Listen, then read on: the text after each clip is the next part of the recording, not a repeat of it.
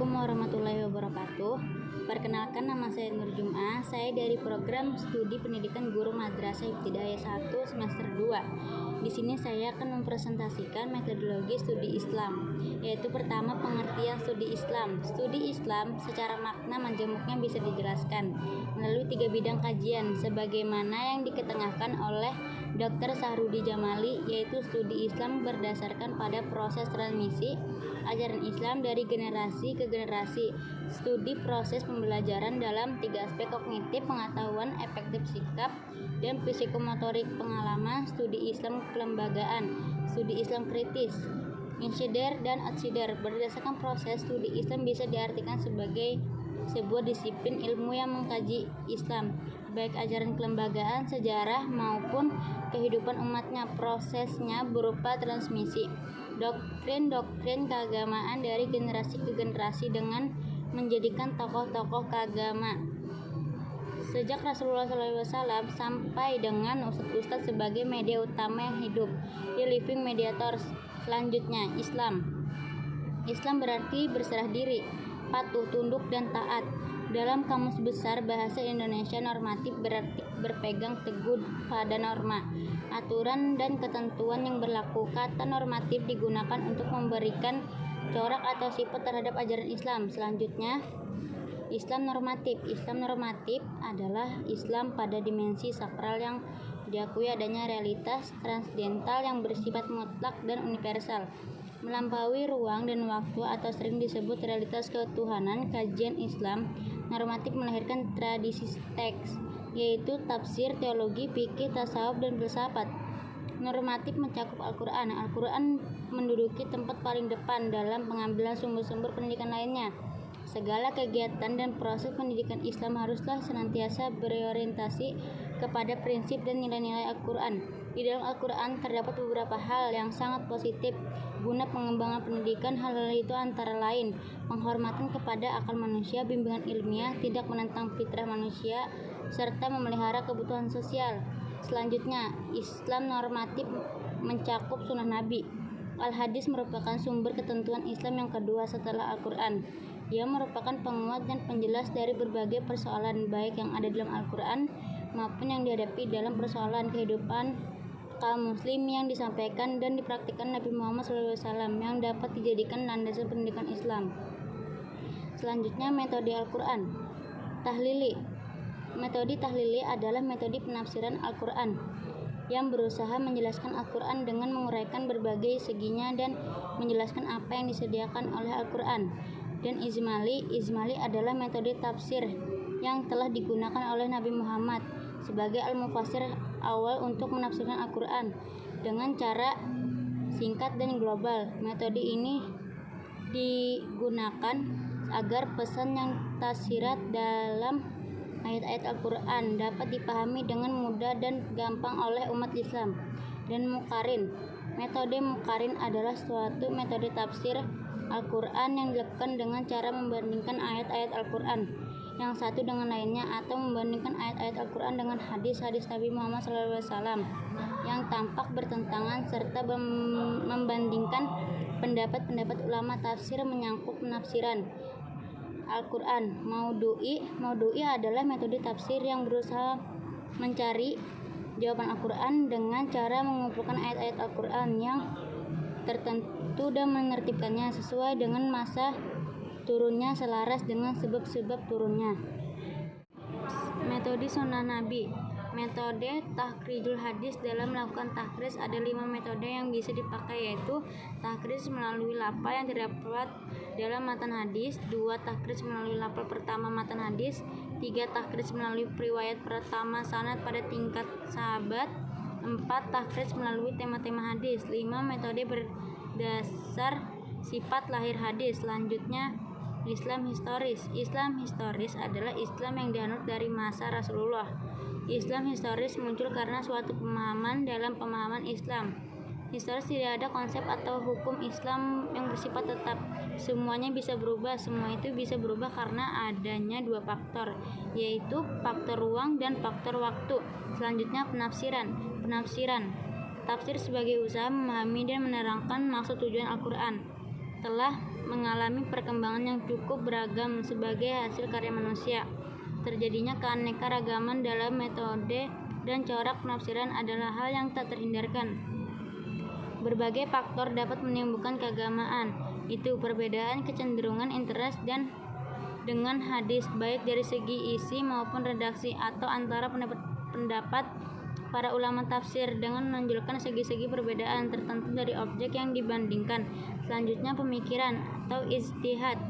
Ijtihad mujtahid pembentuk mazhab dianggap hina oleh umat Islam dan tidak perlu lagi diadakan penggalian ijtihad dari sumbernya, nas.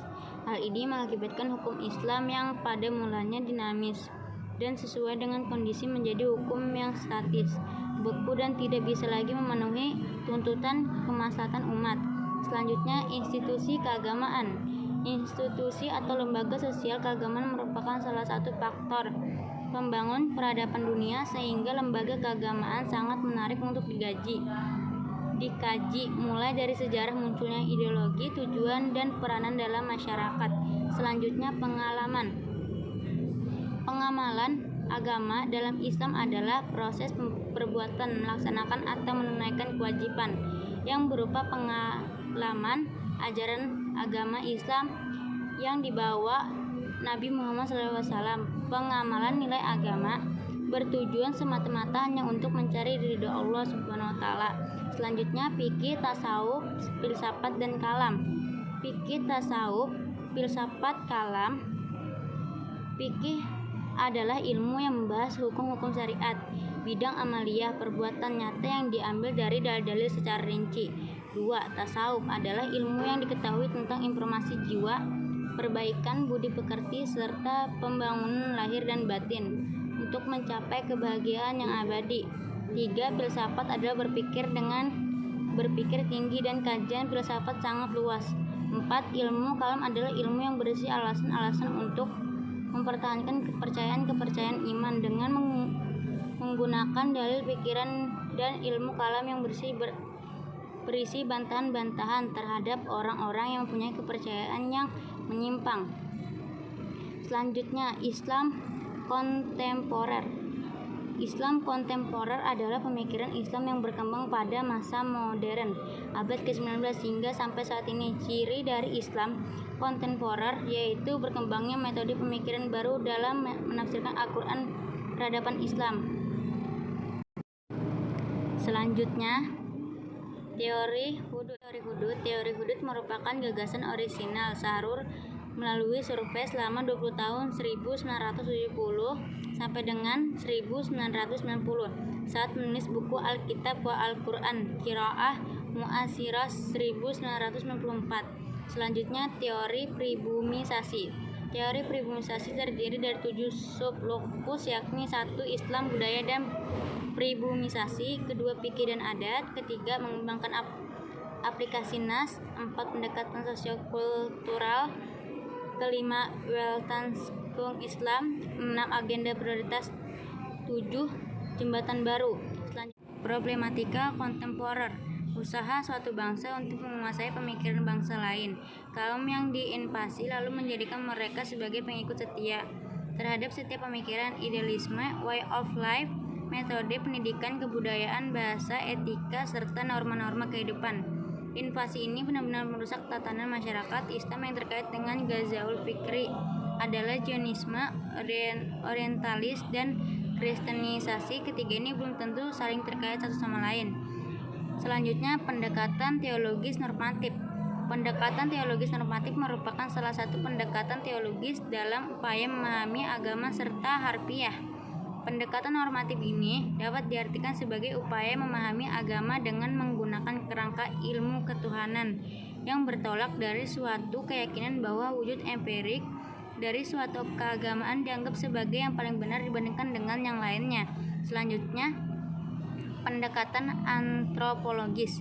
Antropologi merupakan suatu jenis pendekatan keilmuan yang berusaha mengkaji hubungan agama dengan peranata sosial yang terjadi dalam masyarakat. Dalam arti lain, pendekatan antropologi berfokus dalam mengkaji hubungan agama dengan kondisi ekonomi dan politik. Selanjutnya, pendekatan budaya. Pendekatan budaya dalam studi Islam dilakukan dengan bersikap terbuka, akomodatif, tetapi juga selektif. Kecenderungan agama Islam yang terdorong dalam agama Samawi menjadi pengukuran tersendiri dengan tahap islamisasi budaya dengan memperhatikan nilai budaya itu sendiri. Selanjutnya, pendekatan sosiologis. Pendekatan sosiologis dalam studi Islam ada cara pandang atau paradigma yang terdapat dalam suatu bidang ilmu yang selanjutnya digunakan dalam memahami agama. Dalam hubungan ini, Jalaluddin Rahmat mengatakan bahwa agama dapat diteliti dengan menggunakan berbagai paradigma realitas. Agama yang diungkapkan mempunyai nilai kebenaran sesuai dengan kerangka paradigma. Selanjutnya, pendekatan psikologis. Pendekatan psikologis dalam studi Islam mempunyai peran signifikan untuk menjelaskan gejala-gejala lahiriah orang beragama. Berbekal teori-teori psikologi akan mudah mengetahui tingkat keagamaan yang dipahami, dihayati, dan diamalkan seseorang. Selanjutnya, pendekatan filosofis. Pendekatan filosofis atau filsafat dalam mengkaji Islam ibarat menjadikan filsafat sebagai pisau analisis untuk membedah Islam secara mendalam, integral, dan komprehensif untuk melahirkan pemahaman dan pemikiran tentang Islam senantiasa salih fi kulli zaman wal makan, relevan pada setiap waktu dan ruang. Karena dengan pendekatan filosofis, sumber-sumber otentik ajaran Islam digali dengan menggunakan akal yang menjadi alat tak terpisahkan dalam proses penggunaan metode ijtihad tanpa lelah tak kunjung henti.